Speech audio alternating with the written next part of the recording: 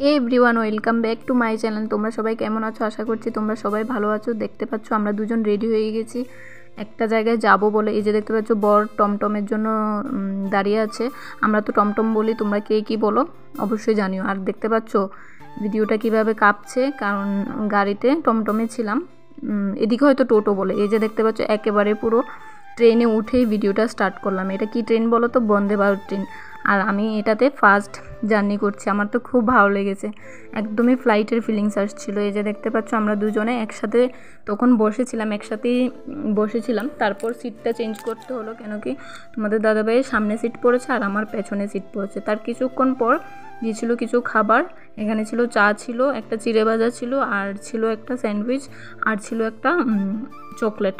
এটুকুই ছিল। তোমাদের দাদাভাই নিজেরটাও করছিল, আমারটাও করে দিয়েছিল, আর আমি ভিডিও করছিলাম আর চারিপাশটাও একটু দেখিয়ে দিলাম। তখন দুপুরবেলায় ছিল আর প্রচুর ঠান্ডা লাগছিল, আমার এসি চলছিল না, তো ভুল করে শর্ট ড্রেস পরে গেছি, শর্ট হাতা ড্রেস পরে গেছি, ঠান্ডাও লাগছিল। তো এই যে দেখতে পাচ্ছ চারিপাশটা একটু শেয়ার করে দিলাম। তোমরা ব্লগটা দেখতে থাকো, কেউ কিন্তু স্কিপ করো না। 2000 years later. আবার দেখতে পাচ্ছ সন্ধ্যেবেলা থেকে ভিডিওটা স্টার্ট করলাম। এটা হয়তো কোনো নদী হবে, আমাকে নামটা বলেছিল তোমাদের দাদাভাই, কিন্তু আমি ভুলে গেছি, আরও এক সপ্তাহ মতন আগের। এই যে দেখতে পাচ্ছ সন্ধ্যাবেলার চারিপাশটা খুবই ভালো লাগছিলো, তাই তোমাদের সাথে শেয়ার করলাম। আর এটা অনেক বড় ছিল, পুরো যদি ভিডিও করতাম মোবাইলটা পুড়েই যেত, তাই দেখতে পাচ্ছ এখন গিয়ে শেষ হলো, তারপর একটু শেয়ার করলাম। এই যে দেখতে পাচ্ছ ট্রেনে উঠে গেছি।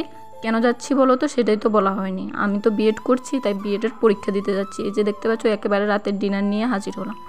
আর এতগুলো খাবার দিয়েছিল, আমি সবগুলো খেতেও পারিনি, তাই রুটি আর চিকেনটা খেয়েছি। এই যে দেখতে পাচ্ছ আবার একেবারে হোটেলে ঢুকে ভিডিওটা স্টার্ট করেছি।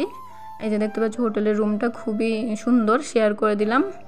খুবই গরম ছিল, তাই তোমাদের দাদাভাই এসি রুমটা নিয়েছিল। একদিনই ছিলাম এখানে। এটা হচ্ছে শিয়ালদা স্টেশনের পাশে একটা হোটেল, এখানে এক রাত ছিলাম।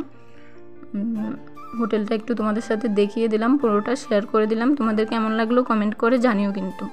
আর এই যে দেখতে পাচ্ছ হলুদ ট্যাক্সিতে বসে পড়েছি, যেটাতে বসার আমার খুবই ইচ্ছে ছিল।